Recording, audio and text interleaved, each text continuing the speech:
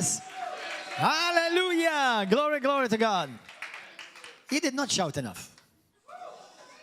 I don't like that. Are you shouting to Jesus or to your football team? Come on, do it again. At the count of 3 now. I want you to shout at the top of your voice. Voi italiani siete inclusi. Hello.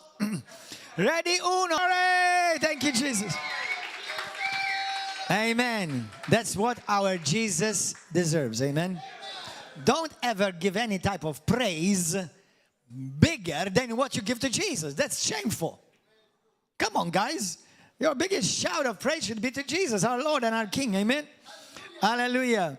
So get ready to receive a very important word, a very vital word, and a word that you're going to change your life. And I really mean it. That you're going to use every day of your life. And I really mean it. So every one of you, say this prayer with me right now. Say, Heavenly Father, speak to me right now by your word. Speak to your servant and bring to my heart revelation, information, restoration, impartation. Lord, I'm ready to receive the word of God, and I will never be the same again. In the mighty name of Jesus, I boldly declare, I am what the Bible says I am. I have what the Bible says I have, and I can do what the Bible says I can do. In Jesus' mighty name, amen. Glory to God. I want to open up with the word, and I'm going to give you quite a few scriptures this morning. So write them down so that you will have a good study to do when you go home. You know, there are messages like what I'm going to be sharing with you today by the grace of God that you're going to have to need them for the rest of your life. And please, don't say, oh, this is another nice message. This is another good message. I'm telling you, this is a life-transforming message, but you have to apply it. You have to apply it. And listen, this is what happens when you go to church many times. You hear a message. At that moment, you enjoy it. You like it. And less than an hour later, you already forgot everything. You forgot what you need to apply from what you've heard. So I'm going to ask you to make an extra effort today that you truly, with an extra effort, try not to forget it. And if you do forget it, come back to YouTube and come and listen to this message again. And I'm going to encourage you, share it with brothers and sisters. Today I'm going to pray that you will receive, I'm praying and believing God that you receive revelation, because this is about that you and I experience daily. It is the battle of the mind. It is the battle of your mind. I want to begin by going to 2 Corinthians chapter 10, verse 3. The battle of your mind. There is a battle raging against you daily. And that's not enough. Every time you open your smartphone, Facebook, Twitter, Instagram, YouTube, television, every time you go and meet with somebody,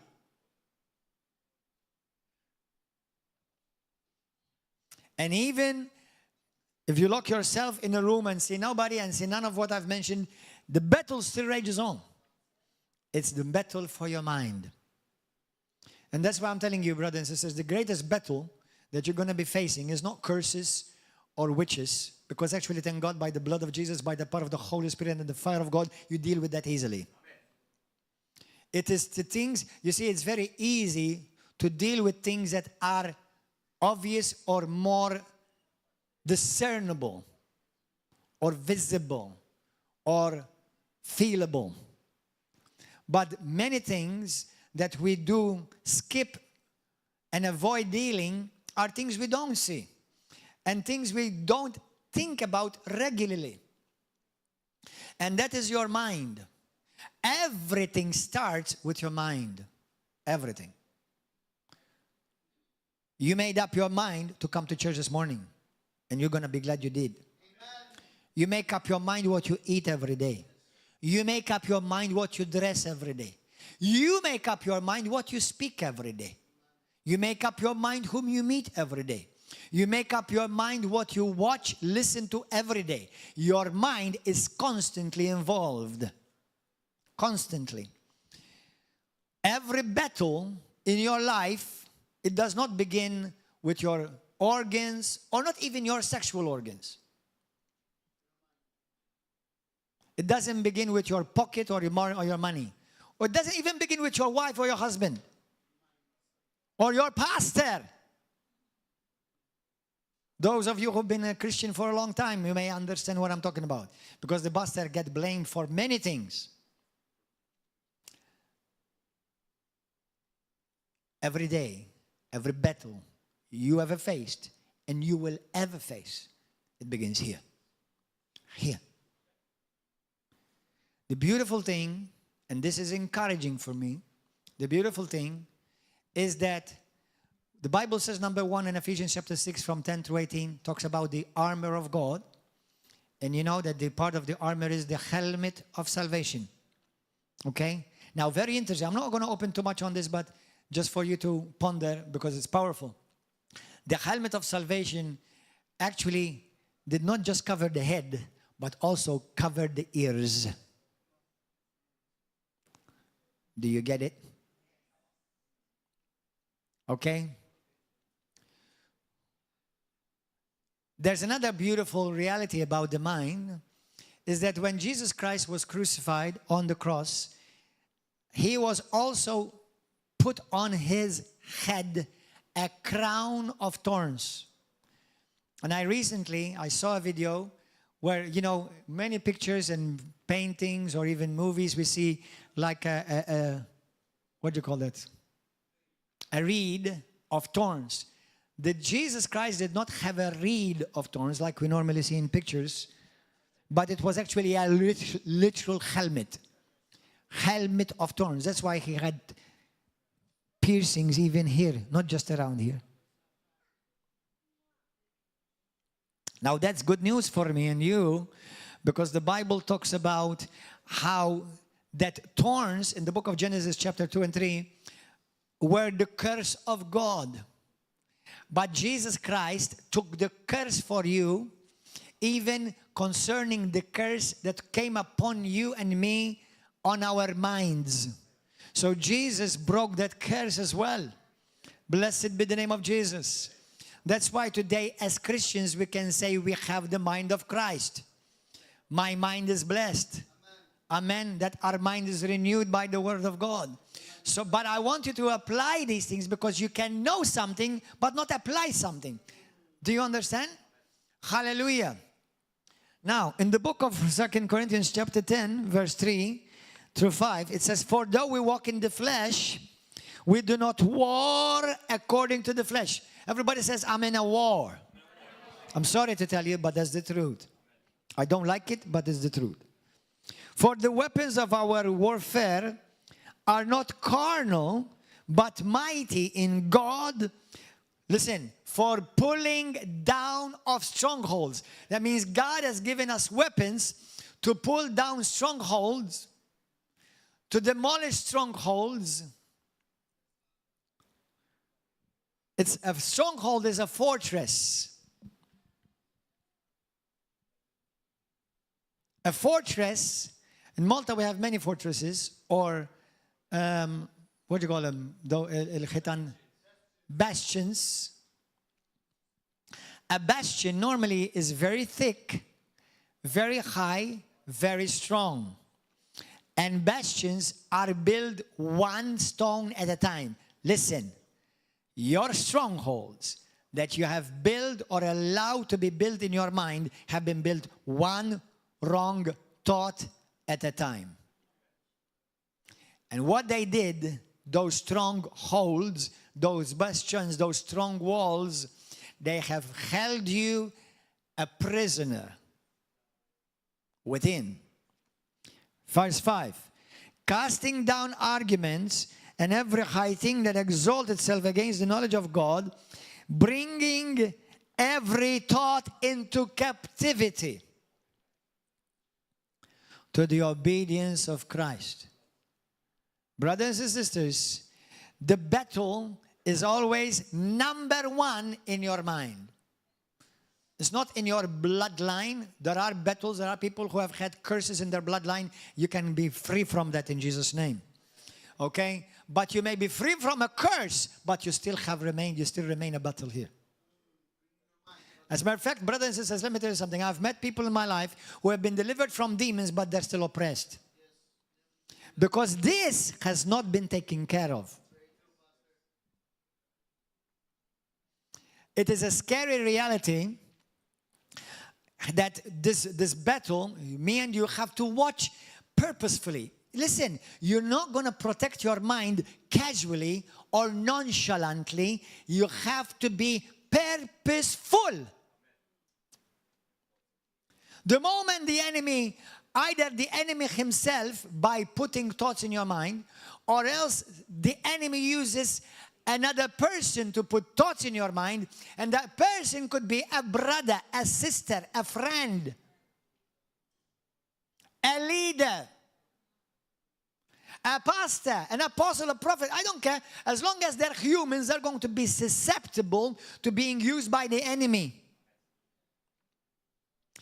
Pastors who attack other pastors, that is the work of the pits of hell.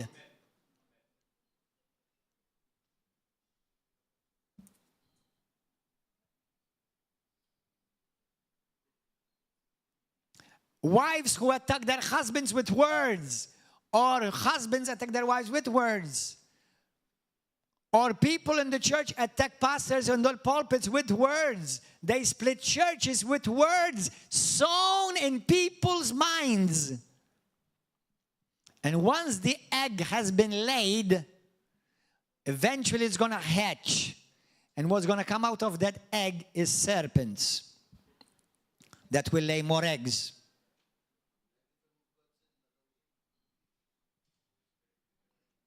That's why you have to be, listen, there is no other way to escape this. That means praying against it is not enough. Rebuking it is not enough. Releasing the fire of God against it is not enough. Fasting against it is not enough. Shun the voices that plant wrong thoughts in you is the only answer. The only answer. Because once the seed is sown, you have become a ground for harvest. It's useless. Oh, I'm going to cast out these down. Oh, I rebuke these in Jesus' name. Now, yes, we pray against wrong thoughts, and we're going to pray at the end, because sometimes thoughts come with a package, a demon attached. If you don't believe me, go and talk to what happened to Adam and Eve. Who put their thoughts? Satan. Go and talk to Judas.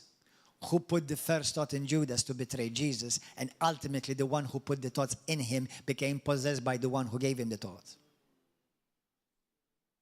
The Bible says Judah had thoughts planted in him by Satan to betray Jesus. And eventually he was filled with the very same hell that he allowed to enter his mind.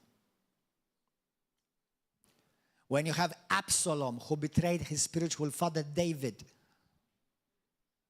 do you know how he did that? With good intention, with thoughts. He did not agree with something his father did, and he thought that he was going to be the answer of solving the situation, and he brought havoc in the house.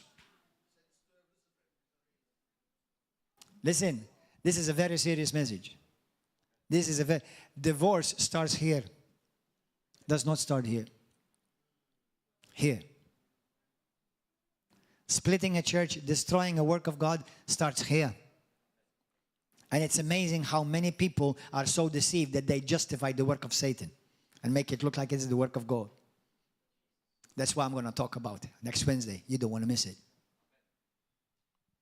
Come hungry and don't come hurrying. In the book of Isaiah 26, verse 3, the Bible says, "You will keep him or her in perfect peace, whose mind is stayed on you. Because he trusts in you. Everybody say, my mind is stayed upon you, Jesus. Now don't let that be just a confession, but make it a possession. You have to purposefully keep your mind on Jesus. People who go cuckoo, it's thoughts. People who end up in depression, it's thoughts. People who end up hating somebody, it's thoughts. People who abandon Jesus Christ, it's thoughts. And everybody is a candidate. It doesn't matter how anointed you are. Satan, Lucifer, was the most anointed in heaven. And his thoughts brought him and 1/3 of the angels down. And the story is repeated every week in churches all over the world.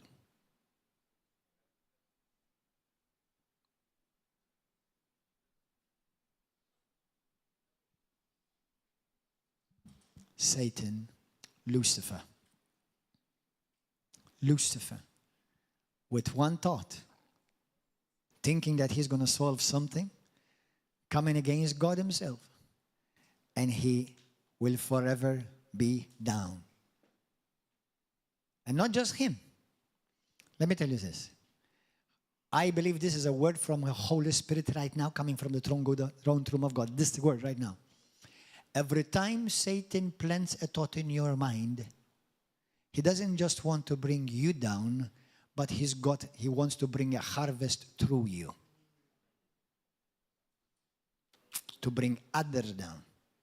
And if he brings the man down, he will bring the woman and the wife and the children down. If he brings the husband down, he may bring his company down, his whole family down, or may he bring the whole church down, just with thoughts. Oh yeah, Satan is strategic. You have to understand this. Satan is a strategic, evil warrior that hates God and hates you. He is a strategic warrior. That's why the only way you're going to win is that you make a purposeful decision that you don't allow thoughts to enter in the first place.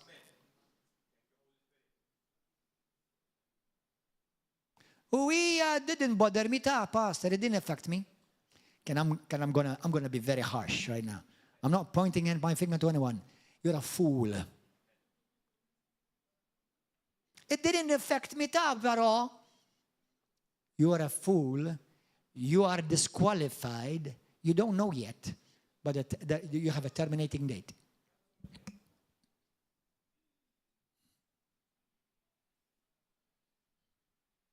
You have a terminating date. You've been marked by the devil right now.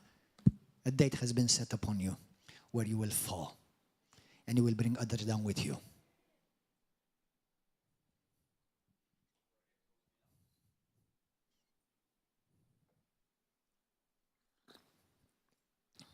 But Pastor, don't we have to walk in love?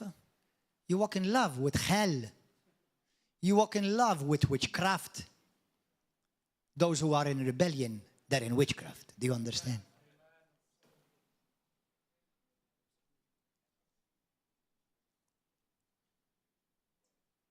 Do you realize that the Bible says that rebellion is as a sin of witchcraft? So anyone that you know that is in rebellion or trying to turn you around against your husband, against your wife, I'm amazed. I am truly amazed. I am truly amazed. People speak against me with my wife. I can't get it. I can't get it. It's hell, man. Hell. Come to church.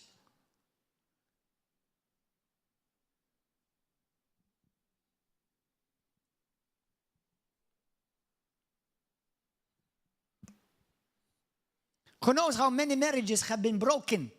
You know why? Because somebody planted a seed or a thought in her mind or his mind. And sometimes that somebody could be a mama, a papa, A brother in the church or a sister in the church? What a scary day it's going to be on the day of judgment. That people will have to give an account for every idle word that they said. Even in secret. It was only a secret to the pastor or to the brother or sister. It wasn't a secret to God.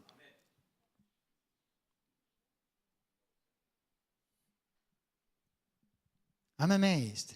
This morning, somebody told me, Pastor, there is a sister that I think she's a sister from hell that is contacting people to meet with them, to have a coffee, to tell them to leave River of Love. Jezebel in the flesh. I'm about to deal with her, don't worry about it. She doesn't know what's coming. With her husband.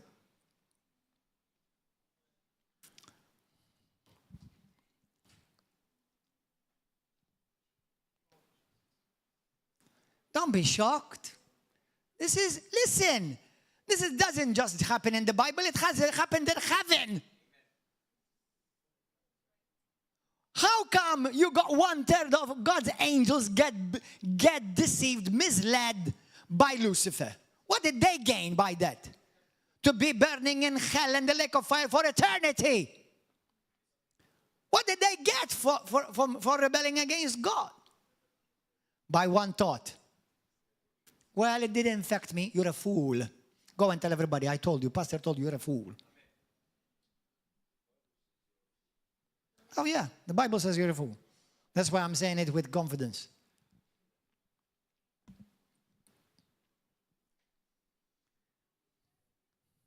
Don't be so easily swayed with a smile and a hug.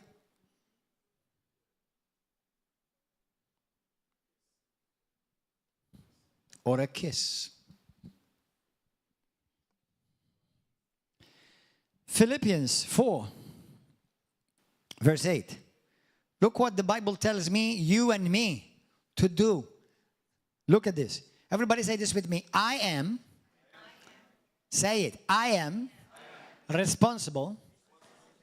Turn to your neighbor, your husband, your friend, your whoever it is on your left or your right. Point the finger at them. Tell them you're responsible. Now continue the word. For what you think. For what I think. You are responsible for what you think.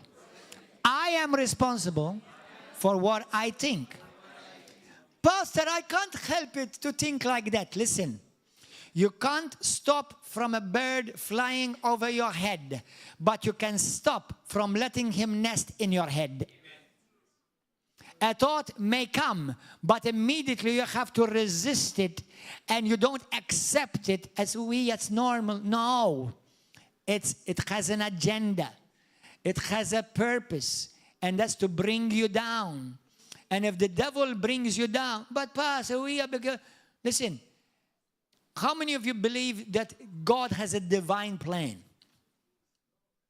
Do you truly, I truly believe this, but do you believe that God does nothing by coincidence? Now, me and you believe that not everything that happens, God is doing it, right? Of course, otherwise, not everything that happens, God does it. So I believe firmly that God has a perfect plan for me. Anyone believes it? That God has a perfect plan? Yes. Now listen to this. If I believe that God has a perfect plan for me, all the devil needs to do is get me off God's perfect plan. And he will make me miss God's perfect will.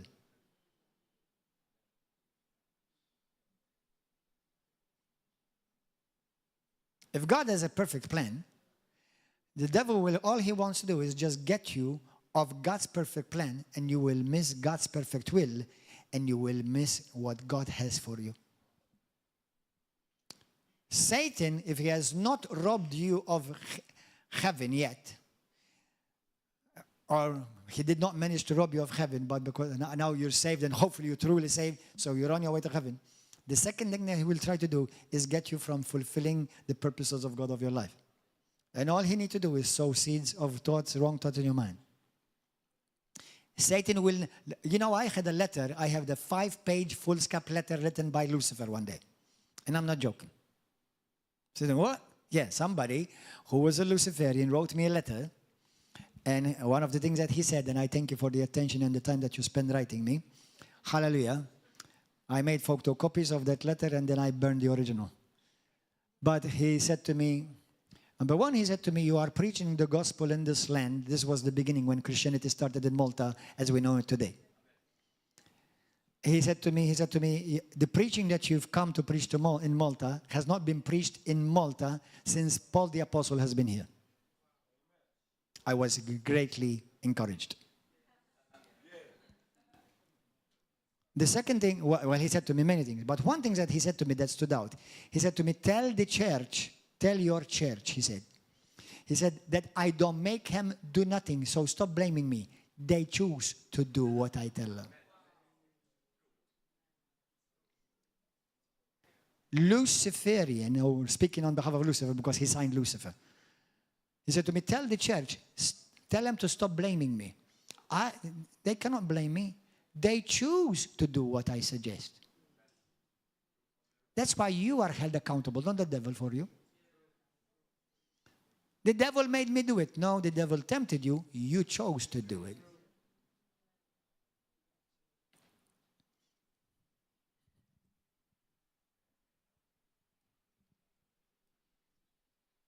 Hallelujah. Philippians 4, verse 8. Finally, my brethren, whatever things are true. Everybody say true. And truth. Whatever things are noble. Whatever things are just. Whatever things are pure. Whatever things are lovely. Whatever things are of good report. If there is any virtue. Last Wednesday I spoke about the virtue of humility. Whatever things are of good report. If there is any virtue, and if there is anything that is worthy of praise, meditate and think on these things. Do you know what is telling you this and telling me? That I'm responsible for what I'm thinking. I am responsible. I have full responsibility of what I allow myself to think on. He's telling you, listen, you can choose the way, you can choose what to think. You can choose what to think. You don't have to think on negative things or seeds sown by the devil. Sometimes because of fear, miscommunication. Let me give you a powerful revelation. Once a thought has been planted in your mind, obviously negative thoughts, or it could not be negative. Sometimes it could look well-meaning, but it's contrary to truth. Are you getting this? It's contrary to truth. Now, last Sunday I was in Puglia. We had 3 wonderful meetings. We had about 50 to 60 people saved, gave their love to Jesus Christ. We had several of them filled with the Holy Spirit and they spoke in tongues. The fire of God came down. People were pasted on the floor, several of them. We had people healed. We had people delivered from demons. There was one woman that she was vomiting blood because she had a diabolical blood covenant with her bloodline. Anyway, so we saw these wonderful things. What I spoke about the truth. I spoke about how Jesus Christ is the truth and the Bible is the truth. Bible says, John 14:7 and John 17:17, thy word is truth, sanctify them in thy truth, your word is truth. And I am the way, the truth, and the life. So, if Jesus, listen to this, please get this. If Jesus is the truth, and the word of God is the truth, anything outside of Jesus and the word is not the truth. It could be half truth, but if it's half truth, the other half is a lie. Do you understand? Please help us understand, Holy Spirit. So if I accept half truth, just like churches who preach that there's no healing today anymore. God doesn't heal because he's outdated. He doesn't have any power left. Or deliverance is it's not true that people get delivered from demons. Whoa, I wonder how many demons are attending that church. They would love to come to your service, and I'm sure they'll give their tithe as well. All right, listen. People, listen carefully. If Jesus is the truth, if the word is the truth, anything that goes contrary to Jesus, the character of Christ, the principles of Christ, and the word of Christ is not the truth. That means you've been compromised. You've been compromised.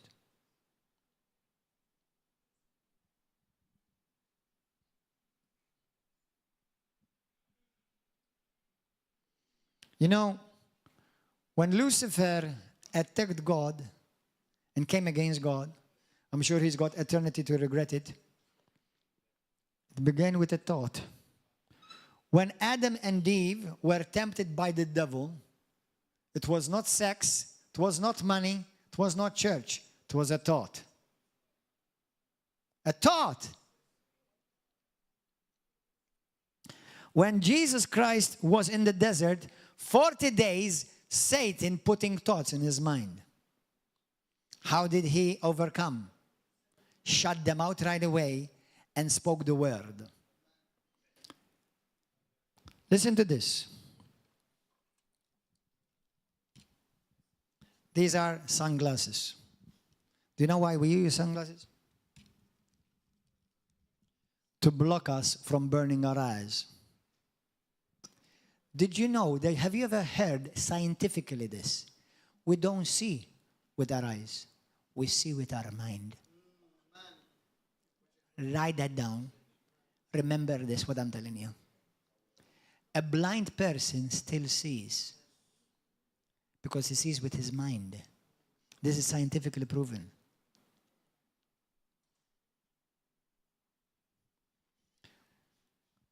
The enemy will put thoughts in your mind, suggestions. That's why the Bible says that the fiery darts of the enemy in Ephesians chapter 6.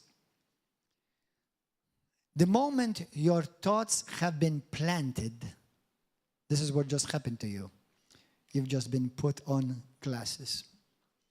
Now, everything you're ever going to see from now on is going to be through those glasses. The picture will never again be the same. When Adam and Eve were tempted by the devil with thoughts planted, there were millions of trees, millions of great fruit, beautiful flowers, everything, vegetation. And the enemy put a thought in Eve's mind and started looking at that fruit. It was never an issue before. That fruit was not an issue before. But the moment, just like sometimes the pastor has never been an issue until somebody put a thought in your mind. River of Love was never an issue until somebody put a thought in your mind. My leader, my brother and my sister, they were never an issue. They never did anything wrong with me. Or even if they did, it's normal, it's life, we get over it, we forgive each other. Until somebody put a thought in your mind. And now you started seeing your pastor through different glasses. Now, everything the pastor says, you're going to interpret it through these glasses. Because of a thought.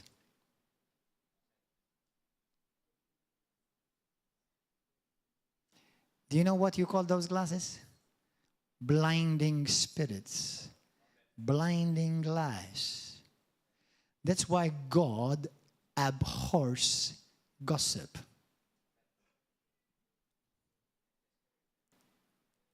Gossip is all they're doing is they're planting thoughts in you, and now you're never going to be able to look at that person the same. Now you're going to start seeing that person through another set of glasses. That's it. They changed the image. They ruined you. You've been compromised.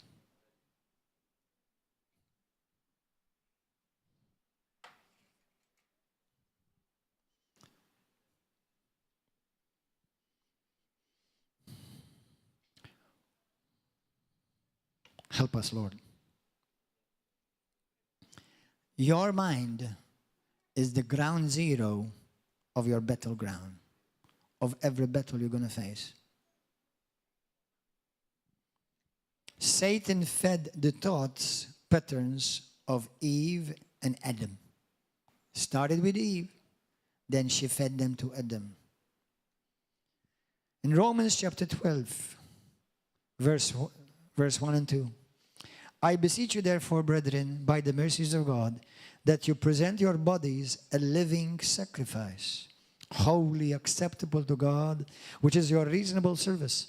Do not be conformed to the world, but be transformed. How do we get transformed? Transformed by renewing daily your mind.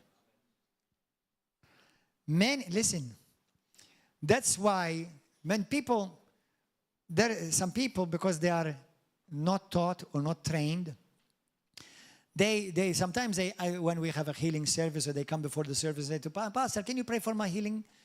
I actually rarely pray before the service or before I preach. Why? Because before you need to receive prayer, I need to help you think straight.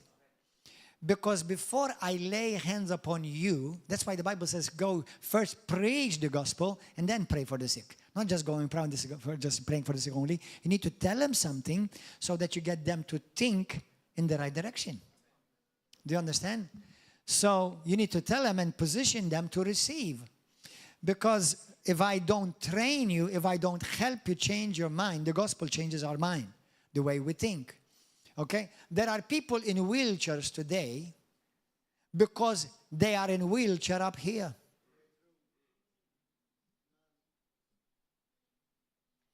There are people today who are still with a cane because I'm going to step on somebody's toes with love. I walk with a cane. Do you know why? Because I'm afraid to fall. Have you ever fallen? No. Then why are you afraid to fall? Because you have accepted thoughts, and the enemy wants to help you remain handicapped so that you will not fulfill and live to the full what God has for you.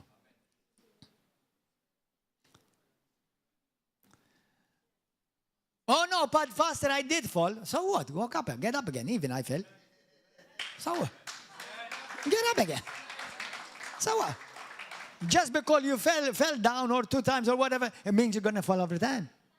You see, because you've accepted that thought that I'm going to fall, or I'm going to miss it, or I'm not going to make it, you're not going to make it because you're never going to try to make it because you already believe you already are not going to make it because you accepted the lie of the devil. So he's handicapped you. And I repeat it again for the third time. You've been compromised.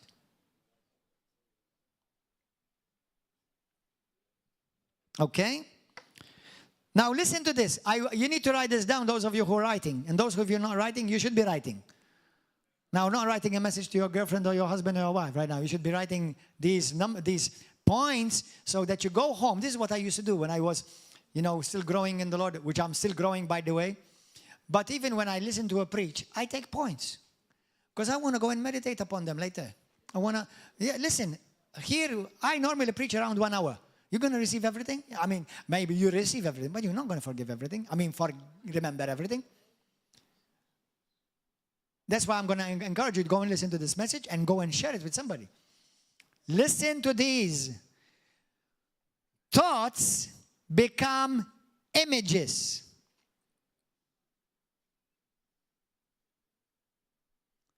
How many of you think in images? Lift up your hand. Now, many men, I think, now obviously I've never been a woman and I'm grateful to God for that. Hallelujah. Amen. But it's been my understanding, somebody may contradict me, but allow me to say this. It's generally understood and accepted that men are more visual than women. Is it true or not? No? Okay, some women are saying no, men are saying yes. Which ones are right? Okay, listen, I'm going to give you an example why I think that. A woman has not a problem what kind of car she drives. A man wants a beautiful car. Most women, they don't look at, okay, I understand that women generally, I think, because I've never been a woman, but just picking up some things from some ladies around, they may look at men, but Okay, they may like a good-looking guy like me, I understand that.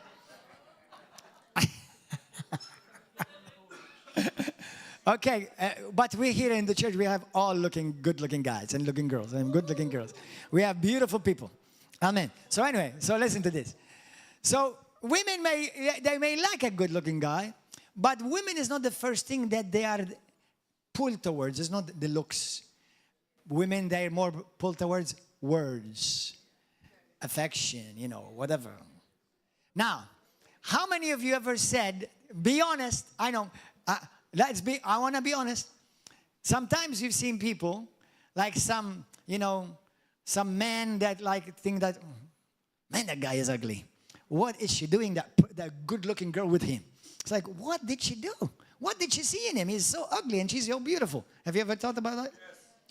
Oh, you thought the same thing? Shame on you.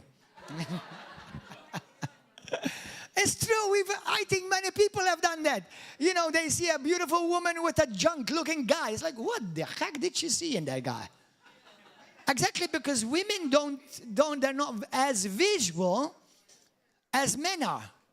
Okay? That's why it's not common that you find a woman and say, "Oh, man, look at that guy. Man, look at the curves." Women don't talk like that. I mean, there are exceptions. But men is like, they look all the curves. I'm not Christians. Christians don't do this stuff. Okay? But men is like, oh boy, he's got nice curves in the right places. Hallelujah. Okay, so okay, because we are visual. Men are visual. How many of you are men? Men are visual. Come on, be honest. And women love to be visualized. Women like to be looked at nicely. They enjoy being liked. It's okay. Oh, what's the big deal? This is the way we are made. So whether God made me that way or not, I'm not sure. But I don't want to blame God for this. But it's hallelujah. So, but listen to this. Every thought creates an image. Men, I don't know about women, as I said, because I've never been a woman, but men sin because of images. Men, be careful before you lift up your hand because there's your wife right beside you. Men, a thought becomes an image. And most of the time, men are not talking about flowers or fish in the sea. Now, Christians may learn and should learn how to control thoughts like we learn, like the Bible says, but that's just the reality of life. Can we accept that? Amen. All right? So, what I'm telling you is this. Be careful of thoughts because thoughts become images. That's why I don't like it when people come and tell me, Pastor, I've been with this woman and I went with that woman and we did this. Oh, please don't tell me nothing, please. Because you're creating a whole movie in me. There are people in this church that tempt me to sin. I don't want to know your sin. Go and talk to God. Don't come and tell me your sins. I'm telling you the truth. I'm being honest with you. Maybe I'm being with some of you but too honest. Some of you are not able to handle this. You don't come and tell me with what you did with all the girlfriends and the prostitutes and what they did to you. Man, I don't want to hear it. Don't tell me that. And if you've done that, you better repent in Jesus' name because you've been sowing seeds of evil in the brothers and sisters.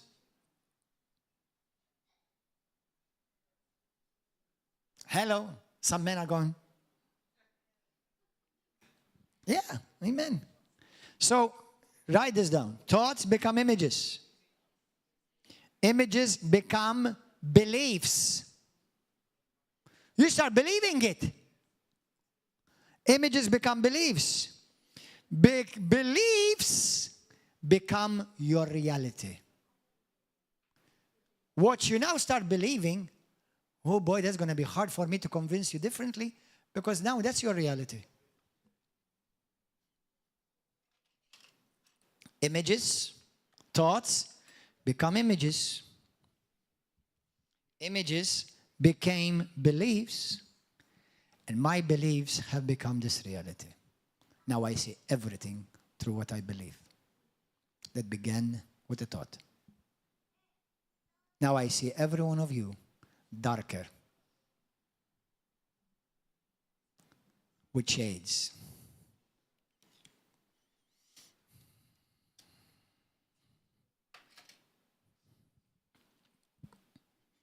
And soon enough, you will, and you won't realize that you're acting on those thoughts that started in you. You will end up acting upon them. You know, when the angel of the Lord appeared to Gideon in Judges chapter 6, he said to him, "You valiant, mighty man of God, great, mighty man of valor." Gideon, he looked around. Said, "Whom are you talking to? Are you talking to me? Are you talking to me?" Said, "Yeah, I'm talking to you. You're a mighty man of God. You're a mighty man of valor. Me, I'm the least in my family. We're poor, we're rich, nobody knows about us. You know, we're just nothing." He said, No, you're not nothing. You're not the least. You're a mighty man of valor. How many Christians think that they're nothing? That there is nobody. Or you're never going to do anything wrong. You're never going to be able to succeed in anything. And the Lord will speak to you, wants to speak to you words of life into your life to raise you up. Because listen, God is not a gossip. He always has something good to say about you. Not like your brother and sister behind you, beside you, under you, or whatever. Isn't it amazing? That's why God hates gossip. Because gossip perverts and corrupts images. And it corrupts the image of your pastor, it corrupts the image of your wife, your husband, your friend, your best friend, your brother, your sister. You see, gossip gives another visage or image that the enemy wants you to look at and to meditate upon and believe about yourself. When the Lord speaks to you, He gives you a complete different image. He raises you up. We just sang about it. You raise me up. We're just singing. When God speaks, He raises you up to your greater potential. Amen. Hallelujah. The same when the Lord spoke to Moses. Moses gave him all the excuses why he cannot lead the people of God. Moses, you're the man I chose. You're going to speak. And the Pharaoh is going to obey. Me? You know, I escaped from Egypt. You know, I escaped from Pharaoh's domain. You know, I killed somebody. Yes, you. You are my prince now. You are the deliverer of the people of God. Me? Yes. Wow. Glory to God. Amen. Blessed be the name of Jesus. Some people become carriers of viruses. Today I'm going to ask you a very serious question. Let's say, not most of you, all of you, including me. We've had thoughts planted in our minds. Now, most of the time, from experience, most of the time they're planted by other people, by agents of hell who come to church and praise the Lord. Sometimes they don't know they're actually agents of hell. Do you know that? Because they are themselves compromised and corrupted. Let me show you a scary scripture. Go to 2 Timothy. 2 Timothy chapter 2. I want you to see this, because this is a scripture that it really comes a lot in my spirit. 2 Timothy chapter 2. You know, it's amazing how you can have such a good relationship with somebody. Like the Bible talks in the book of Psalms. The man that I worshipped God with, the man we used to cry together with, or the woman I used to cry together with, we worship God together, we love Jesus. All of a sudden you become the worst of enemies. How is that? The man who told me, Pastor, I will never leave you. I want to be there for you until you die, until you go to heaven. We're going to die together, you know, because my calling is to support you. How is he now? Where are you, my son? Like God said to his son, Adam, where are you? I'm hiding. Hiding? Where are you hiding from? Because I'm afraid. Afraid? Did somebody put a thought in your mind? Did you listen to the wrong voice? You stopped listening to my voice and you listened to somebody else's voice. And now he uprooted you, and that voice uprooted you, and now you're going to miss what I've called you to.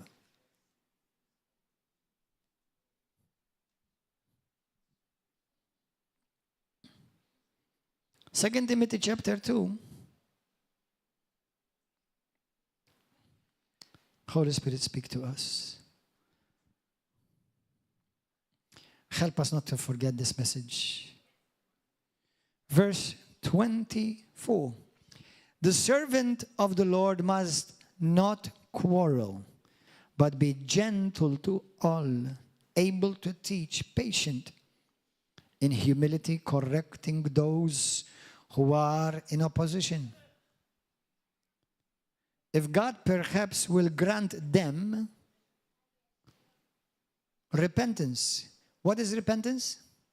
Change of mind. Abba, Father, agree with me. We lift up before you those who need repentance. They need to have a change of mind. Because they have had thoughts sown that are demonic, have deceived them, misled them, the enemy brought them down and brought down others with them.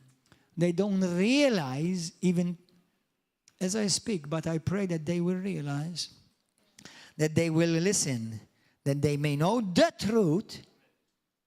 And the truth, who is it? Jesus and the Word. That they may come to their senses and escape the snare, the trap that the devil made for them, and they're in it right now. Having been taken captive by the devil to do the will of hell.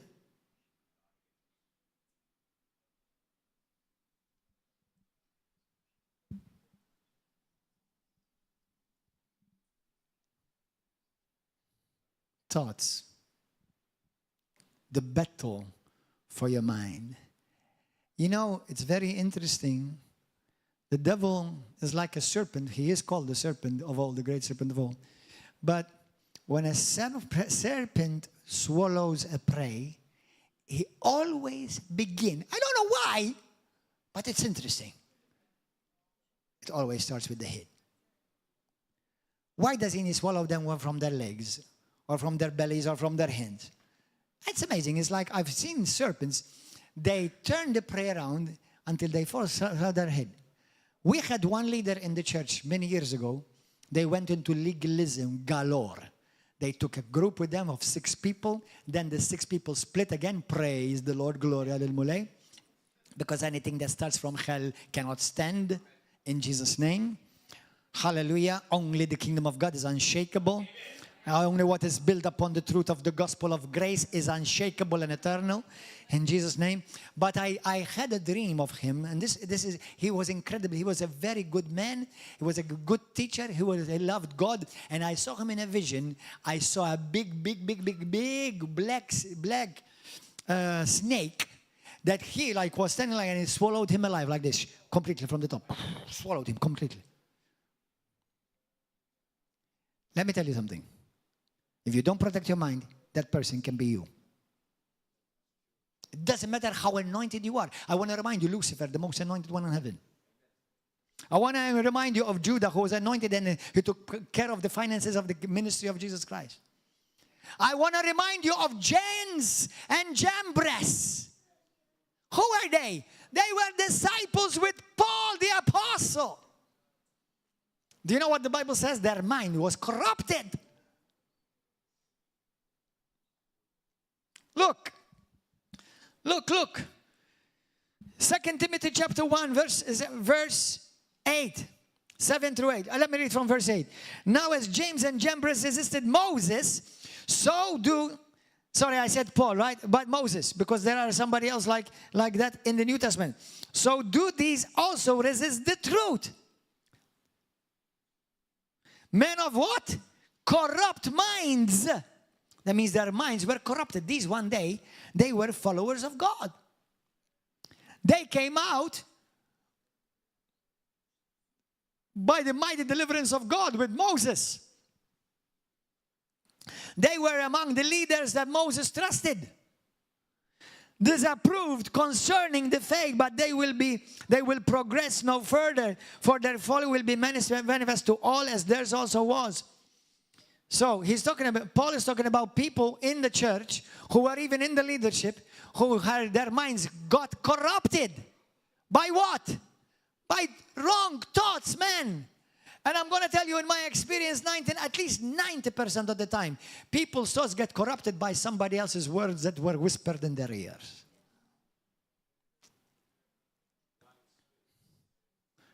Yes, talking about blind spirits, look at what the Bible says about blinding spirits. Go to 2 Corinthians chapter 4, verse 3. But even if our gospel is veiled, it is veiled to those who are perishing, whose minds the God of this world, Satan, Lucifer, the kingdom of darkness, the God of this world, has blinded their minds.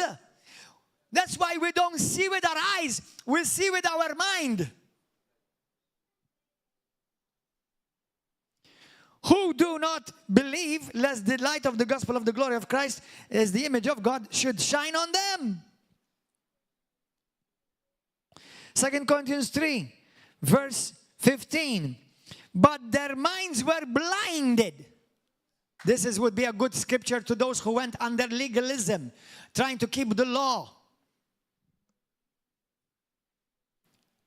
You nullified the grace of God. You have fallen from grace. But their minds were blinded, for until this day the same veil remains unlifted in the reading of the old covenant.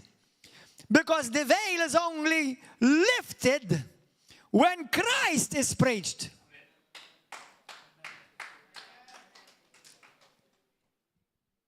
Even till this day, when Moses is read, a veil lies on their heart.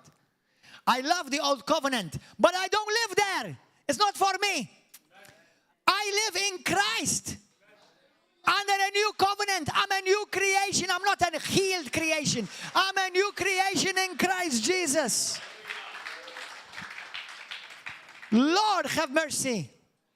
You that are clapping, praise God. Make sure that in another year you'll still hear clapping. The year after that you'll still hear clapping. Another year after that you'll still hear clapping. Because no seed has been planted in your mind. Because you've stopped it. Amen. In the book of Hebrews, chapter 8. I love this. Do you know actually in Mark chapter 12 verse 30, it says, and you shall love the Lord your God with all of your heart and with all of your soul and with all of your mind. Oh, I love Jesus. He's in my heart. He wants to be also in your mind. Why do you think the book of Colossians chapter 3, verse 1 through 3, the Bible says, think upon these things. If you have been raised up with Christ, seek those things that are above, where Christ is seated at the right hand of God. Set your mind on the things above, not on the things of this earth. That means he's telling you once again, it is in your choice, it is in your hand what to think of. That's why when somebody comes and gossips to me with somebody about somebody, another person, I don't want to know it.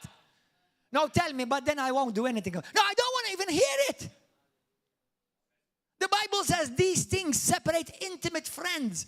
These things thought from hell sown by a well-meaning, deceived brother or sister who have been misled. Some of them even been warned.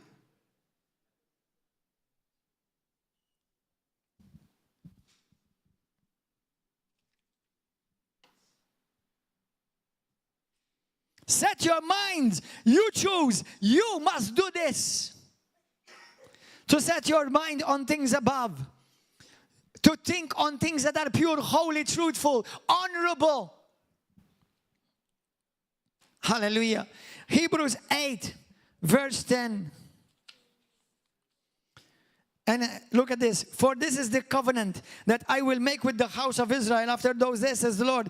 I will put my laws in their what? That's why the Bible says now we have the mind of Christ.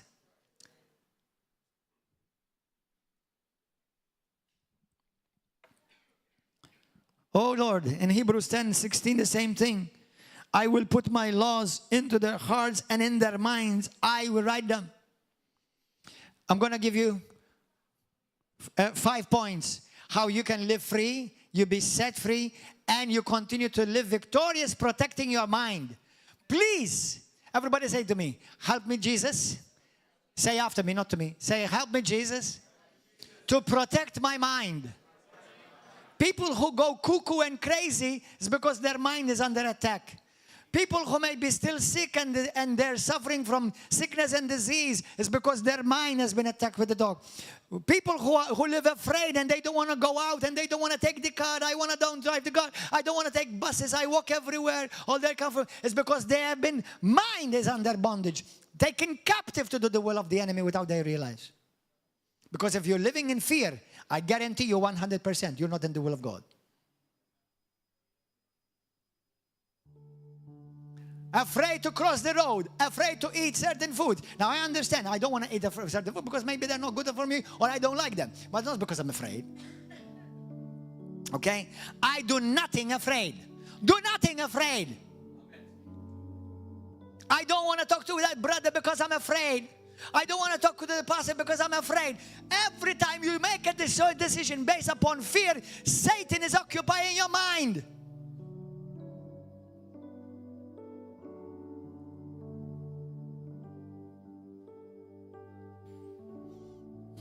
I don't want to face her because I'm afraid. I don't want to face him because I'm afraid. Why are you afraid? If God is for you, who can be against you? Stand for what is true in Jesus' name.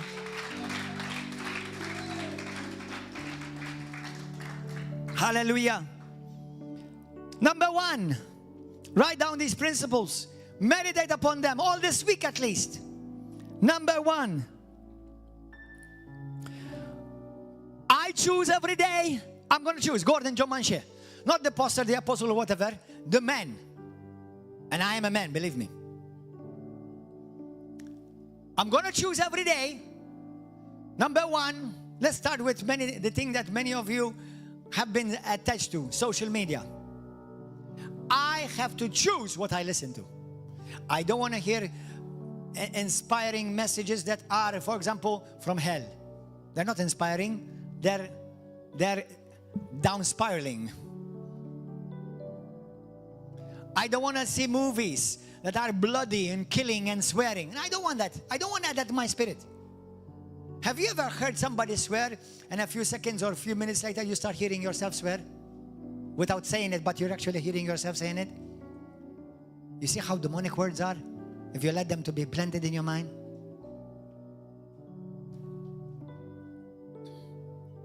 I've never swore like, you know, when they curse God.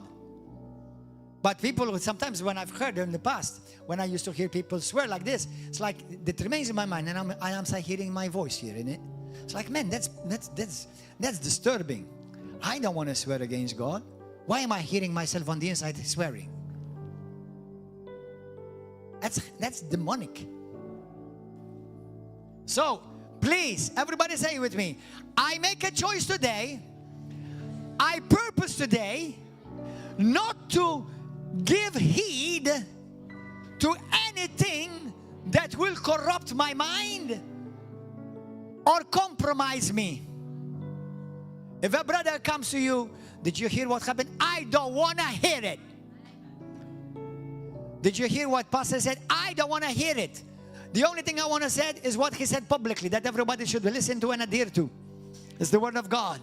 Okay? Did you hear what happened to so-and-so? I don't want to know. Did you, wait, you know why that person is not coming to church anymore? I don't want to know. I don't want to be corrupted. And people who come to you like that, you need to rebuke them to your face. I'm telling you the truth. Because they're there doing the works, the enemy's job. It's amazing how many postmen and women the devil has working for him. Delivering messages to kill, to steal, and to destroy. Number 2. So number 1, I am purposeful in what I listen to. I am purposeful in what I allow to enter my hearing. I am purposeful in what I allow it to see in front of me. I'm purposeful. Now if you messed up, and I'm sure everybody did, we're going to pray and repent from it in Jesus' name. Number 2, don't let anyone speak to you against your husband or against your wife. Nobody. They're sowing thoughts into you. They're demonic. I told you before my wife was here, I'm going to hear it. I'm going to say it to you again in front of her right now. People write to my wife against me. And some of them, they don't know I know.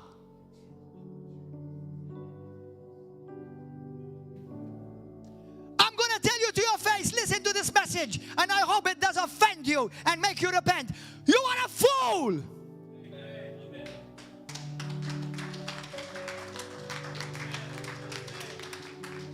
You are a fool and captivated by hell to write messages against the husband of my wife, which is me.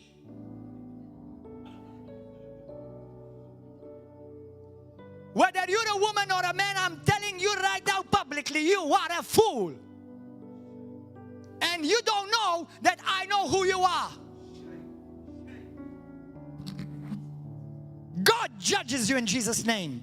And I'm not telling you I want you to go to hell. I'm telling you I want you to repent.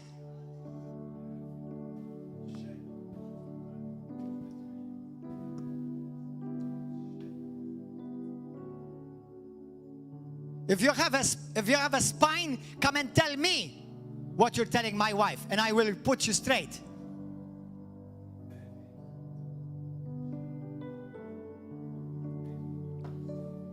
May the fear of God come upon you right now and shake you and rattle every bone in you. And I extend mercy to you because I know everybody can make mistakes and everybody can become a victim of Satan to do the will of hell without they realize. They think they're helping. No, you're not helping. You're butting into what you should not be butting in. Number two, deal with negative killers, thoughts. Right away, deal with them right away. Brothers and sisters, please take this seriously. Deal with them right away.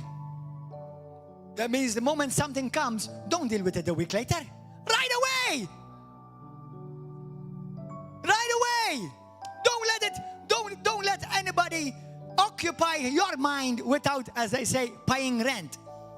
I don't care how much rent they're going to pay. It's not worth it. It's going to disqualify you. It's going to uproot you. It's going to corrupt you. It's going to compromise you. Immediately, the moment you have a negative thought, don't accept it. If somebody comes and sow a negative thought in you, don't accept it and put them in their place and rebuke them. 3, expose wrong thoughts right away. Be aware. I want to show you something. Listen to this. Go to Titus, chapter 1.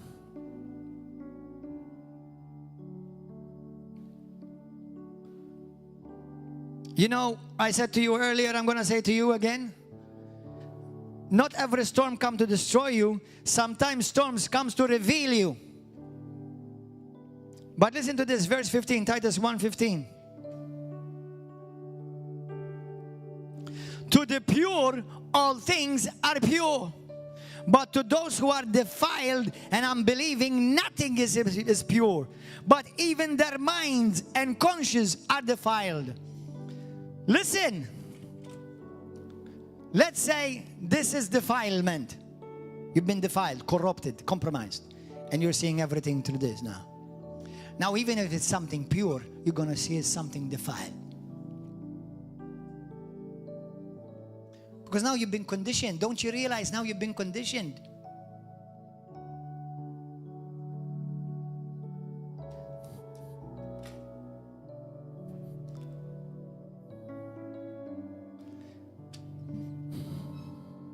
Lord, help us.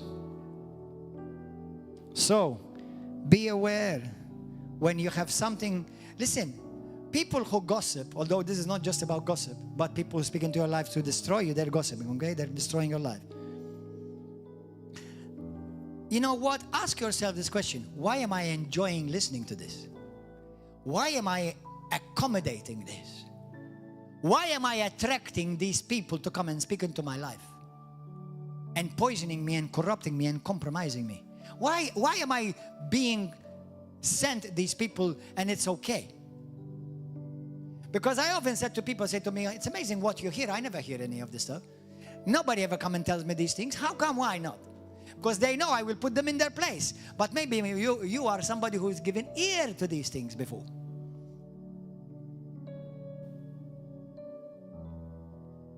Number 4. Listen to this, brothers. So, protect yourself. Deal with negative thoughts and killers right away. Deal with them right away in Jesus' name. Don't let them come and don't let them be planted and bring a harvest. Number 3, expose wrong thoughts right away in Jesus' name. Expose them. Deal with them. Break them and say, I'm not going to accept them in Jesus' name. Number 4, renounce them. Now, sometimes there are people. How many of you have had thoughts of you want to, thank God you've ever done it, but you wanted to do suicide? Be honest. I want you to be honest. Now, I'm going to shock you. Me too.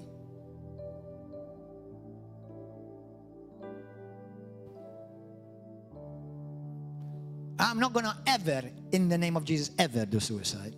But did the thought go to my mind? Yes. Now listen to this. Satan comes to steal, to kill, and to destroy. There is a spirit of suicide and murder behind that. So you don't just say, no, you need to renounce the spirit of death, the spirit of suicide. Now it may not be your life suiciding, maybe a suiciding your call. I quit.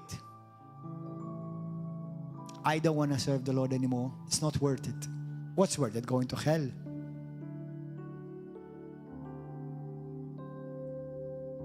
Maybe it's not suiciding you physically, but suiciding your ministry, your calling. Or maybe suiciding your marriage. I'm out of this. I'm tired.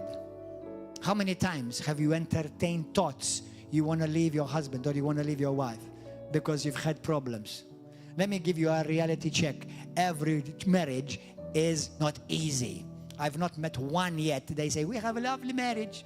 Oh, we don't ever have a problem.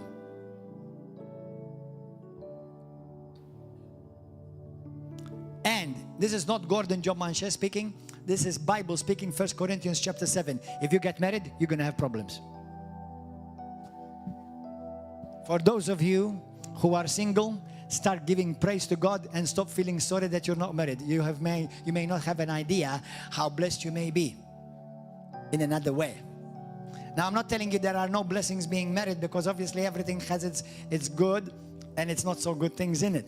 All right? But listen, people who feel, Pastor, we have problems in our marriage. Good, you're fulfilling what Scripture says. Didn't Paul say if you get married, you're going to have problems? And exactly, you're doing exactly that. Good, you're walking with the Bible. Amen. But in Jesus' name, you're going to say to yourself, I'm a covenant man. I'm a covenant keeper. Oh, but I want a divorce. Now, you may have the thoughts, but you reject those thoughts. Oh, I want to leave my wife. Well, you may have the thought, but you cannot do it. As a Christian, you cannot do it. Amen. So, I want to leave the church because I was offended, because I was hurt, because somebody shouted with me, and the pastor did not look nice at me, or pastor ignored me. Listen, stop it, grow up and mature. Okay? These are thoughts the enemy is planting in your mind, and if you truly believe God has called you here, let me tell you something, hell is not going to like it. Just because you think that you're a Christian, you come to church and Do you think it's going to be okay?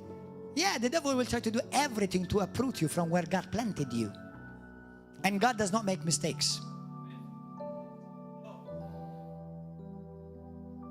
And not, so, there are things, suicide, sometimes maybe even thoughts of wanting to kill somebody. You know, yesterday, 2 days ago, I was shocked to my core, man. A woman, a couple, the husband was at work, and while he was at work, this woman that had 2 children, 2 years old, both of them, 2 and 3 or something like that, she put them in the oven and burned them and cooked them alive. Now, in the world, do you know what they say? She has psychiatric problems. Now, thank God that there are psychiatrists, but psychiatrists, with all due respect and love, you are not the answer. Jesus Christ is the answer. People like that, they need deliverance. Now, we thank God for medicine, we thank God for what good these people do, but they are not the complete picture. You cannot leave spiritual things out. People who they do these things, they're driven by demons. And they begin with thoughts.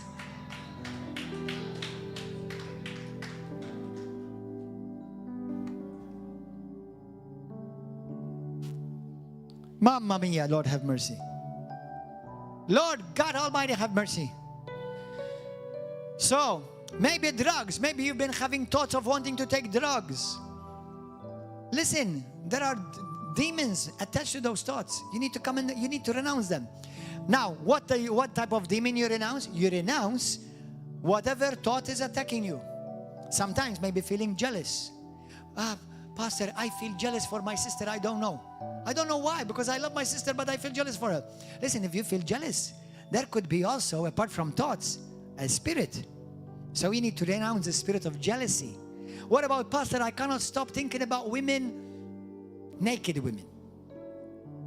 Now, listen, there could be not just thoughts, sexual thoughts, there could be a spirit of lust.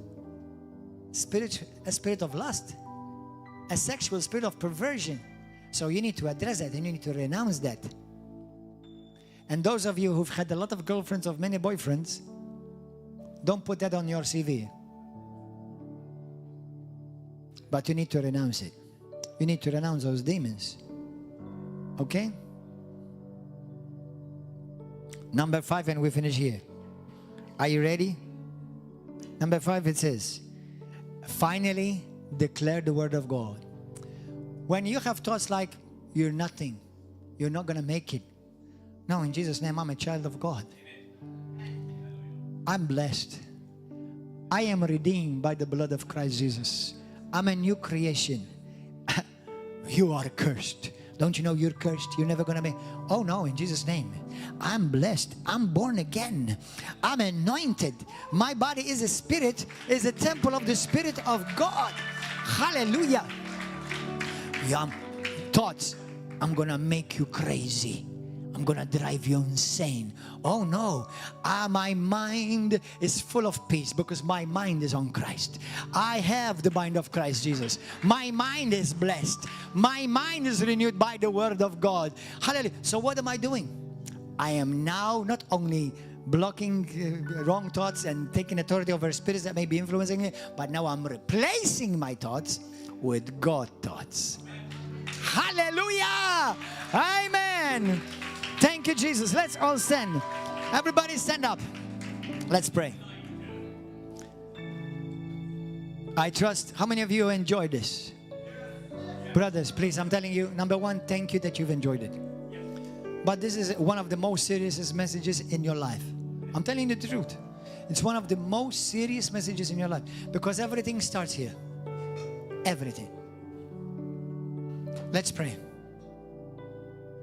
I don't know if anyone here, you need to accept Jesus Christ as your Lord and Savior for the first time in your life. Lift up your hand. Anyone you say to me, Pastor, I want to give my life to Christ Jesus? Anyone here? You know, there are people, they can't even sleep. I'm not telling you when you have go through a certain situation and it's true, but I'm talking about every day cannot sleep because they're bombarded with thoughts. And the enemy wants to drive you insane. So, Those of you on YouTube, Facebook, I want you to say this prayer with me. Say this with me. Everyone here is included. Put your hand on your heart. I'm going to pray a prayer of salvation first. Make sure that you are saved. Without Christ Jesus, in love and truth, you will go to hell. Without Christ, you will be lost. So make sure that you are settled in that area, that you truly are a child of God. So say this prayer with me. Pray it. Say, Heavenly Father, I want to thank you for your love and for your mercy. I need you, God. I am without you nothing. I can do nothing without you, Lord. Jesus, help me to be the man and the woman that you've called me to be. I know that without you, I can't be saved. And there is no other way of salvation. Jesus, you alone are my Savior. You alone are my God. And I put my trust completely in you. Come into my life. Fill me with your Holy Spirit. Wash me clean from every sin, every guilt, every shame, every diabolical agenda, every curse. Wash me clean. Deliver me by the blood of Jesus Christ. I believe with all of my heart, I'm fully convinced that Jesus truly is the Son of God who died for me on the cross. And on the third day, he rose again from the dead. Jesus, I belong to you. And the devil has no more right over my life. I am a child of God. I am born again. I am loved by my Father. In the mighty name of Jesus. Now, those of you, you've had thoughts oppressing you, whether they're sexual thoughts, perverse thoughts, suicidal thoughts, thoughts to hurt somebody, sometimes thoughts to hurt yourself. Maybe you've had thoughts of that you feel like these thoughts tell you you're nothing. You're never going to make it. You're cursed. No matter what you do, you're going to fail. How many of you have had thoughts like this? Lift up your hand. I want you to run out quickly here. Oh, here. Come quickly out. Come. Whatever negative thoughts you've had, I want you to come out quickly. So karanarababas. The Spirit of the Lord is in this place.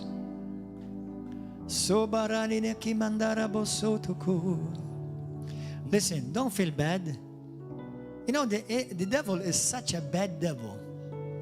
Not only he puts wrong thoughts, negative thoughts, thoughts to depress you and to oppress you, to make you feel sad, to make you feel down, but then he blames you for it. He blames you for it. No way. Don't own it. Listen, if somebody walks into my house, just because he walked into my house, I'm telling, oh, well, now since you're in, you might as well stay. No, I kick them out. Amen. So just, if somebody walked into your house here, don't say, well, now it's too late. You know, they've been there for a long time. Listen, they're illegal. They're trespassing. Amen. In Jesus' name. So lift up your hand. One hand on your mind. Hallelujah. And boldly declare these words. Some of you may have thoughts of guilt, condemnation, that you're not good enough, that you've messed up. Some Christians, there are Christians today in mental hospitals because the devil has convinced them that you've sinned such a bad sin, God will never forgive you. That's a lie. God always forgives you. Always. But Pastor, I think I've committed the blasphemy of the Holy Spirit. Let me assure you, it's impossible. As a Christian, it's impossible. The blasphemy of the Holy Spirit is when you reject Christ. If you have not rejected Christ, you did not commit any blasphemy. That's why rejecting Christ, nobody can forgive you of that sin. Who's going to forgive you of that sin? Amen. That's right. So, if you are a Christian, all your sins have been paid in full. Amen. Now say this with me. Say, Father God, in the name of Jesus, I come to you. I thank you, Lord, for your word of God. The word which I just heard has changed my mind, the way I think, the way I process thoughts, in the name of Jesus. Jesus Christ, right now, I offer to you my mind, my thoughts, my imaginations, every thought that has been planted in me, either by the devil or by someone else used by the devil. I uproot it from my life, from my mind, from my thoughts right now. I consecrate and I dedicate myself completely. I offer to you, Father, my body. I offer to you my heart. But today, consciously and purposefully, I also offer to you my mind. Every thought that has come into my mind to haunt me, to put me down, to steal my divine destiny, I rebuke it now and I demolish it by the power of the blood of Christ, by the name of Jesus, and by the fire of God. I boldly declare that every spirit working behind these thoughts that came to bring me down, thoughts of sexual immorality, thoughts of sexual perversion, thoughts of suicide, thoughts of negativity, thoughts of lack of self-worth, thoughts of condemnations and fear. I rebuke these thoughts and I renounce you from my life, from my mind right now. In the name of Jesus, I renounce by the power of the blood of Christ every demonic spirit, every scheme of Satan working behind my thoughts, in Jesus' name. Right now, by the power of Christ Jesus, let go of my mind. My mind belongs to God. I have the mind of Christ. My mind is blessed. My mind is beautiful. My mind is blessed in Jesus' name. Now, Lord God, I'm going to ask you also to forgive me where I contributed to either wrong thoughts or where I contributed to lending my ear to listen to negative things, negative thoughts. So, Father, where I was not wise, where I allowed people to speak certain things into my life and they became a haunting thought in my mind, Lord, forgive me. From now on, I'm not going to allow anything or anyone to whisper thoughts in my mind to corrupt me in Jesus' name. So right now, I ask you to forgive me. And I also receive forgiveness. And I forgive the person who did that to me. From now on, Lord, I consecrate my mind.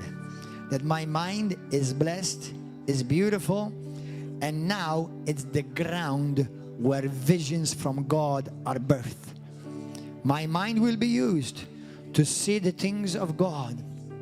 As you have said in your word, Lord, I put my mind on the things above, the things of heaven. I will have thoughts of heaven. I will have thoughts from my Father. Thoughts, beautiful thoughts, good thoughts, pure thoughts about myself, about my pastor, about my family, about my church. I will only have good thoughts in Jesus' name. I reject, I renounce any thought contrary to the truth that is Jesus and the truth of the words of Jesus. I reject them. I renounce them in the name of Jesus. In the name of Jesus. Now I boldly declare over your lives. Now you receive this. as your pastor, as an apostle by the grace of God, in the name of Jesus, I speak to every lying spirit, every whispering spirit that has whispered negative thoughts, thoughts to kill, to steal, to destroy, thoughts to uproot you from your divine destiny. In the name of Jesus, anyone here present and anyone listening, I speak to you blessings, that even if you've messed up and today you realize that you've made a mistake, there is grace and there is forgiveness for you too, because we've all made mistakes. But now that we've learned, now good things are coming. And now you're going to learn how to protect your mind in Jesus' name. Now, Lord God, in the mighty name of Jesus, I decree and declare the blessings of God. Blessed in Jesus' name. Every spirit behind every negative thought, I break it off of you now. In Jesus' name. In Jesus' name. In Jesus' name. Free.